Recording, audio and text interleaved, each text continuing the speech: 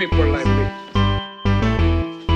You need people like me so you can point your fucking fingers and say, that's the bad guy.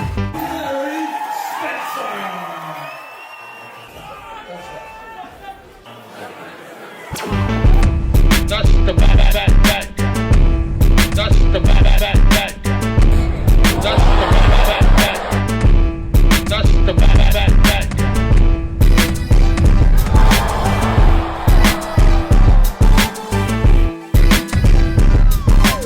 Loud, not big, bitch! Welcome to the motherfucking relay. We're covering today's top boxing news. Okay, we'll start with this. Yesterday, south of the border in Tijuana, Baja California, Mexico, The storied career of Jackie Nava came to a close. one of the finest boxers Mexico has ever produced. Anybody familiar with Jackie Nava holds her in high regard. Jackie Nava, who decided to cap off her career with a win over Gloria Elena Yansaqueo. For those not familiar with Jackie Nava, she was the first female fighter to ever hold a WBC title of any kind. Having debuted as a professional 21 years ago in 2001, she's a former world champion in 2 weight classes, having held the WBA bantamweight title in 2005, the WBC female super bantamweight title twice between 2005 and 2015, and the WBA super bantamweight title twice between 2012 and 2015. Jackie was a cerebral fighter, a technical boxer. In my humble opinion, she still had enough, even here today, even here at 42 years old, she still had enough to win an alphabet title. In my humble opinion, I would have given her decent odds against a Shernika Johnson or a Sigaline Lafarve. I would. And here now, she leaves the sport with a professional record of 40 wins, 4 losses, 4 draws, 16 knockouts, having only ever been stopped once. Just once in 48 professional contests. The stars came up for Jackie Nava's swan song. Julio Cesar Chavez was there, Eric Morales, Jose Zapata. Reigning WBC Super Bantamweight champion, also of Mexico, Yamileth Mercado was there to root her friend on in what would be the final fight of her career. We got a really good turnout for this thing. Luis Neri also fought on this card as well. You know, the sport of women's boxing might be all the rage here and now, but south of the border in Mexico, they've been producing female fighters, female champions, for many years now, and Jackie Nava is one of the pioneers, one of the originators. Jackie Nava, she hasn't lost a fight in the last decade, hasn't lost a fight in the last 11 years, and it's not because she hasn't been fighting, she has. She suffered her last professional defeat to Ana Maria Torres way back when in 2011, and Jackie has seen action 16 times, but 16 times since then. In more recent years, she finally had that long-awaited, long-anticipated fight with her countrywoman and domestic rival. Domestic rival, Bobby Juarez. That fight was years in the making, and for many years people wondered, what would that fight look like? How would that fight play out? And when the fight took place, we saw Jackie Nava pitch a shutout. She won virtually every round, and that's saying a lot because Barbie Juarez is yet another one of the greats, another one of the pioneers. She has a storied career herself, a champion. She's been a champion multiple times. She's fought a lot of good fighters. She's got a fight coming up with Yamileth Mercado. Congratulations to Jackie Nava for capping off her career on a win. You know, a lot of fighters, even great ones, they don't always get to do that. Usually a fighter's swan song. Hopkins versus Smith. Pacquiao versus Ugos. But they say versus Pacquiao. You go back a little further, Ali versus Berbick. Sometimes a fighter's swan song is less, much less, than a celebration, whereas here, Jackie Nava got to go out on a high, got to go out on a win. I heard she has aspirations of pursuing a political career. Congratulations to her, and farewell.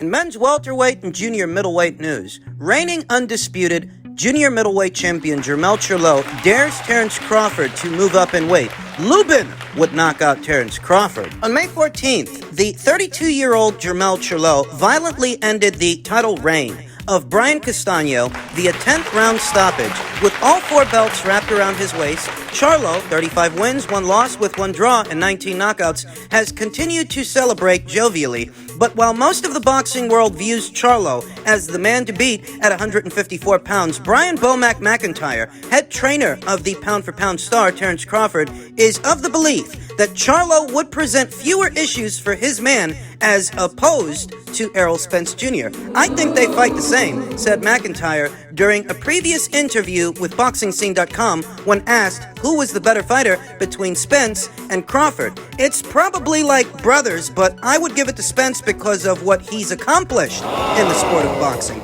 If the trajectory of Crawford's career were solely in his hands, he would successfully defeat Spence before moving up to 154 pounds to take on Charlo. Nevertheless, despite his world-renowned skills and a long list of accolades, Charlo is convinced that one of his previous foes would make quick work of Crawford. Erickson Lubin would knock out Terence Crawford, said Charlo on his social media account. Move up to 154 and we'll see. Lubin, who was brutally stopped in the first round against Charlo during their 2017 matchup, has bounced back nicely, winning 6 consecutive bouts before losing his most recent showing against Sebastian Fundoria. Erickson Lubin is chinny. You want my honest opinion? I don't think it's at all far-fetched to say that maybe, just maybe, Terence Crawford, upon moving up to the junior middleweight division, if he were opposite the ring, Erickson Lubin, I think there's a chance Terence could knock him out. Not because Terence is a huge puncher per se, even though he's proven to be a strong finisher as a welterweight, but not just because of that, it's because Erickson Lubin is chinny. Yeah, I think the guy's chinny. I don't think he takes the greatest punch. I don't. If what we're talking about is a Terence Crawford versus Erickson Lubin fight, I think Lubin is chinny. I think that Terence Crawford could beat that guy. Could probably beat him on points. He might even knock him out if the right punch lands. I'm just being honest. But it's neither here nor there because I don't actually expect Terence to ever share the ring with Erickson Lubin. What the hell does Terence Crawford have to win from Erickson Lubin? Nothing. Charlo is the topic of discussion and the focus. Charlo, who said, who has he knocked out? Who has he fought? Now, what I'm about to say, I don't want it to be interpreted as ragging on one guy's resume over the other. But Charlo and the fighters, the champions that he's beaten en route to becoming his division's undisputed champion, well, those fighters ain't got much of a profile. Like I said, don't misunderstand me. They're good fighters. They were all very good fighters. Jason Rosario, Brian Castano, the rematch with Tony Harrison. They were definitely good fighters, and I have a high opinion of them. I have a high opinion of Charlo. He's the only one of the Charlo brothers that I actually rate. So don't misunderstand me, and don't confuse this for ragging on one guy's resume over the others. But what I'm saying here is, if you're gonna ask, who did Terence Crawford knock out? The fighters that Terence Crawford knocked out en route to becoming his division's undisputed champion ain't no worse than the fighters that Charlo knocked out. They're not. Charlo fought a unified champion in Jason Rosario. Terence Crawford fought a unified champion, an unbeaten one, in Julius Longdongo. Charlo fought an unbeaten champion in Brian Castano. Terence Crawford fought an unbeaten champion in Victor Postol. And unlike Charlo, he only needed one fight with that unbeaten champion to get a decisive victory. He only needed one fight, whereas he needed 2 fights for one decisive victory over the then unbeaten Brian Castano. And he needed 2 fights for one decisive victory over Tony Harrison. Lest we forget, Tony Harrison upset the apple cart for Jermell the first time they fought. It's a blemish on Charlo's resume, a blemish that Terence Crawford doesn't have, because every time he was opposite the ring, another fighter, another champion, he beat that fighter, he beat that champion decisively. And he's beaten champions across 3 weight classes, whereas Jermell, he's only ever been a champion in 1. Only ever faced champions in 1. Terence Crawford has been facing champions at 3 weights, 3 separate weight classes. Been a champion in 3 divisions at 135 pounds. He fought Ray Beltran. He fought Ricky Burns. Those were 2 of the top 5 guys at the weight at that time, and those victories, they aged well, because even after Terence beat them, both Ricky Burns and Ray Beltran went on to become champions again, win titles again. The same can't be said for Brian Castano or Jason Rosario or Tony Harrison. And once again, I'm not downplaying Charlo's resume or the fighters that he fought, but if we have to compare his resume to Terence Crawford's resume, Terence's resume is more complete. What a lot of people like to do is relegate Terence Crawford's resume to his welterweight exploits, what he's done at 147 pounds. He's not a career welterweight. He didn't start out there, so why would you relegate his career exploits to just one division? I notice it's only really the PBC shills that like to do this, that practice this. this gross oversight of Terrence Crawford's body of work. Most of them, they're Errol Spence Jr. fans, and they do this deliberately because they hate the idea that Terrence is a more accomplished fighter overall than Errol Spence Jr., and that what Errol Spence is attempting to do here and now, what he's been attempting to do for the last 4 and 5 years, well, Terrence Crawford's already been there and done that at another weight. He's just trying to do it again at welterweight. But let's not deviate. Let's not make this about Errol. Errol the little fish. This is about Jermell, and the question that Jermell poses, who has Terrence Crawford fought?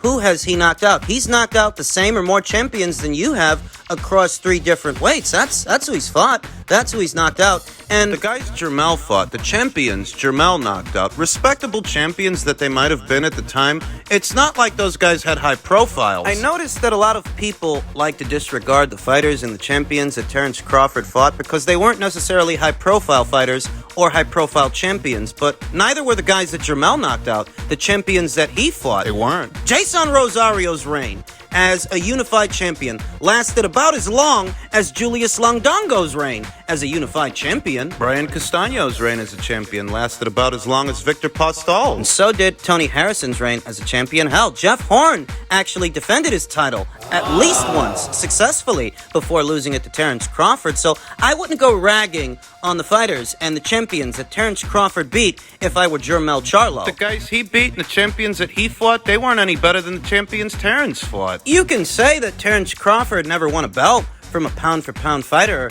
perhaps never shared the ring with one, but neither did Jermell Charlo. Pendulum swings both ways, ladies and germs. Terrence Crawford, if he ever manages to get Errol Spence Jr. in the ring, defeat him, he means to move up in weight and become a 3-time undisputed champion. He's on the precipice of becoming a 2-time undisputed champion. Jermell, he's not there yet. No, he just now became an undisputed champion earlier this year. Terrence Crawford has already been there and done that. Those are just the facts. And the bottom line here is, respectable resume that Jermell Charlo might have at junior middleweight, he's really in no position to question who it is that Terrence Crawford knocked out when the guys that he knocked out, and those fighters, those guys Jermell knocked out are about as well known as the guys Terrence knocked out. So let's not kid ourselves here. He's in no position to criticize Terrence Crawford's opponents. He's not. Terrence Crawford himself responded to Jermell Charlo's suggestion that he should move up in weight and take on Erickson Lubin. He responded to that by saying, "How are you a boxer but trying to play matchmaker to keep a motherfucker off your ass? Boy, you're a real movie character." A real life movie character. It's a stout observation. Erickson Lubin doesn't have anything Terrence Crawford wants, anything Terrence Crawford needs. Why would he target him? He's targeting you because you're the man to beat at 154 pounds. You're not leaving. The reports indicate that Jermell Charlo's not leaving the junior middleweight division. He's supposed to be defending his titles against his WBO mandatory challenger, Tim Tszyu, early next year. He's not set to leave the junior middleweight division, and, Terrence Crawford's aspirations beyond an Errol Spence Jr. fight involved Jermell Charlo, so one would think that Jermell would rise to the challenge, rise to the occasion, since there aren't really very many high-profile fights left for him in the junior middleweight division, and even in the middleweight division. There really aren't that many high-profile fights there for him either. If you imagine a world where Terrence Crawford potentially gets Errol in the ring, fights him, and beats him, that makes a Jermell Charlo fight a high-profile fight, a box office fight. The 2-time undisputed champion from 140 and 147 versus the current reigning undisputed champion at 154. You can actually sell that, and it might be worth some money, depending on the aesthetic and the outcome of a Crawford versus Spence fight, if that ever happens, if that ever takes place. Probably one of the only box office fights out there for Jermell Charlo, because outside of a Crawford fight, the junior middleweight division really doesn't have much to offer him in terms of high-profile fights, and neither does the middleweight division. Fat chance he gets Gennady Golovkin in the ring. I just don't see that happening, and that's the biggest name at 160 pounds. Not that it matters, because Jermell's not moving up yet. The PBC have done Crawford versus Spence as a fight a great disservice downplaying Terrence Crawford. They've brainwashed their consumer base, their core supporters, into believing that Terrence Crawford is an ordinary fighter that hasn't fought anyone. I mean, that's what they've convinced their consumer base of. And it seems like they convinced Jermell Charlo of the same thing. He should know better, because he's on the other side of the business. This is the byproduct of the PBC's smear campaign against Terence Crawford for the last 4 years. When the fight was hot, when the fight was at a fever pitch, they convinced Errol Spence Jr.'s fans that Errol doesn't actually need Terence Crawford, doesn't need his belt. The people at Fox went as far as excluding him from their graphics, not mentioning him or his WBO title or how he is essential to the undisputed picture for Errol. And this went on long enough that the fans started to buy into it. They started to believe it. They actually started arguing against Errol Spence Jr. facing Terence Crawford. 4 years later, here we are. When if they were smart,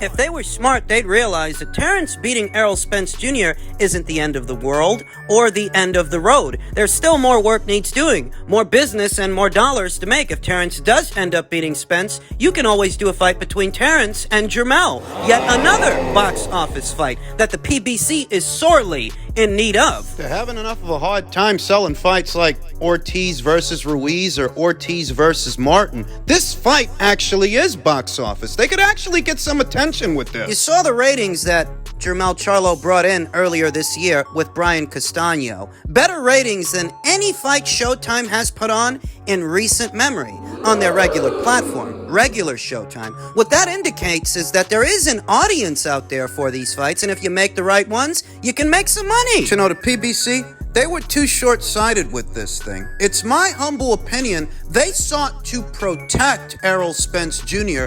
from Terence Crawford. And what they did to protect him was offer him alternatives and substitute after substitute after substitute to their consumer base that slowly started to dwindle, because Errol's not putting up the numbers now that he put up with Mikey Garcia 3 years ago. There's a reason for that. Now the fight's a lot riskier to put on because the buzz around it really isn't even at a fever pitch. After years of running a smear campaign against Terence Crawford, his professional accolades, his abilities as a fighter, his resume, the fight now isn't worth what it was worth then. And, you know, if they were smart, they would have looked beyond that fight. You know, in the event that Terence beats our guy, what can we do after that? Terence Crawford has been a network and promotional free agent since late last year, and Jermell Charlo became his division's undisputed champion early this year. Instead of They placed so much emphasis on protecting Errol Spence Jr. as an investment and as a commodity,